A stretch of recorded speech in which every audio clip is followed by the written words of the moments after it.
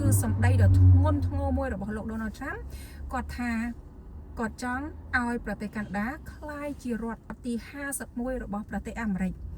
ចឹងបងប្អូនពិចារណាត្រង់ចំណុចនេះ but that's not going to happen ពិភពលោកកំពុងតែជ្រួលច្បល់ដោយសារតែការគំរាមកំហែងរបស់លោក Donald Trump ចាបងប្អូននឹងស្រាប់ហើយថ្មីនេះគឺមានរឿងរ៉ាវមួយចំនួនដែលធ្វើឲ្យមានភាពរសើបស្រាប់ស្រាលជុំវិញពិភពលោកតែម្ដងចាប្រហែលថ្ងៃមុនលោក Donald Trump បានជួបប្រជុំចរចាជាមួយនឹងលោក Zelensky ដើម្បីចុះកុងត្រាបកគលរ៉ែឲ្យមកប្រទេសអាមេរិកកាន់កាប់ឬក៏ access ហើយស្នងដោយការបញ្ឈប់សង្គ្រាមរវាងអ៊ុយក្រែននិងប្រទេសរុស្ស៊ីប៉ុន្តែជាអកុសលដោយសារតែមានការដូចថាស្ដីធ្ងន់ធ្ងរដាក់គ្នាទៅអញ្ចឹងកុងត្រាហ្នឹងគឺអត់បានសម្រេចទេដោយសារតែមិនសម្រេចតាមអ្វីដែលគាត់ចង់បានលោក Donald Trump ក៏បានដាក់ពិន័យប្រទេសអ៊ុយក្រែនចាបញ្ឈប់ជំនួយចាមិនផ្ដល់ជំនួយខាងតបខាងមហូបខាងលុយខាងកាក់ខាងបច្ចេកវិទ្យាដែលជាមូលហេតុធ្វើឲ្យប្រទេសរុស្ស៊ីកាន់តែបានដៃចាបន្តការវាយប្រហារចូលទៅដល់ប្រទេសអ៊ុយក្រែនដែលធ្វើឲ្យមានផលប៉ះពាល់ទៅដល់ប្រទេសអ៊ុយក្រែន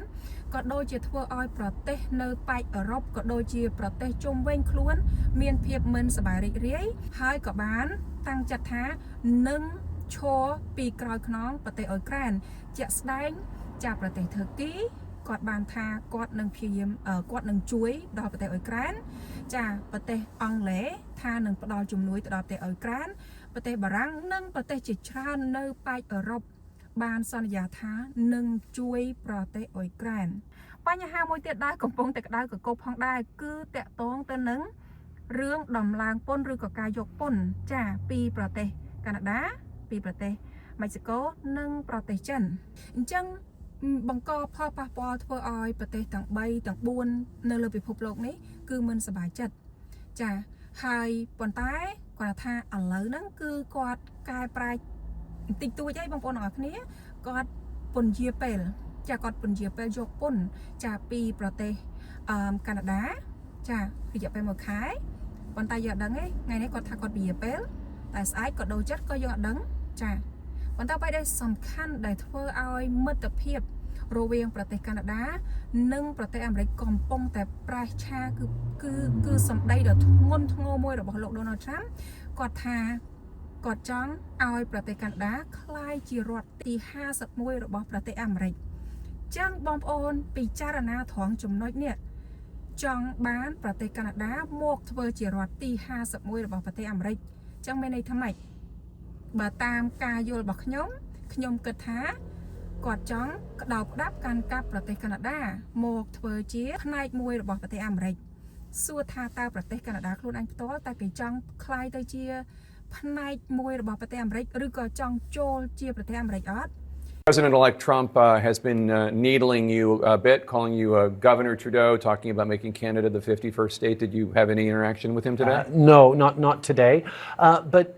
that's not going to happen. ចឹងលោកនាយករដ្ឋមន្ត្រី Trudeau គាត់ថា no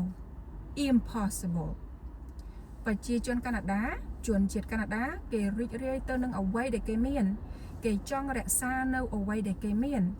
ហើយគេក៏អត់ចាំបាច់មកសុំជំនួយពីលោក Donald Trump ដែរផ្ទុយទៅវិញប្រសិនបើប្រទេសកាណាដាបញ្ឈប់ចំណងមិត្តភាពបញ្ឈប់ការជួញដូរនាំចេញនាំចូលជាមួយនឹងប្រទេសអាមេរិកគឺវាធ្វើឲ្យប្រទេសអាមេរិកប្រជាជនអាមេរិកខាតបង់ផលប្រយោជន៍ជាច្រើនខាតបង់ធនធានជាច្រើនដែលប្រទេសអាមេរិកត្រូវការពីប្រទេសកាណាដានិយាយរួមទៅផលប៉ះពាល់នេះមិនមែនមានតែប្រទេសកាណាដាមួយទេដែលវាមានផលប៉ះពាល់ប្រជាជនអាមេរិកប្រទេសអាមេរិកខ្លួនឯងក៏មានផលប៉ះពាល់ដូចគ្នាអញ្ចឹងខ្ញុំសង្ឃឹមថាលោក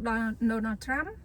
គាត់នឹងកែប្រែចិត្តរបស់គាត់សហការឬក៏ស្វែងរកវិធីឬក៏ដំណោះស្រាយមួយដែលអាចជួយរក្សាចំណងមិត្តភាពរវាងប្រទេសទាំង2ទាំង3ទាំង4ឬក៏ប្រទេសនៅលើពិភពលោកចា៎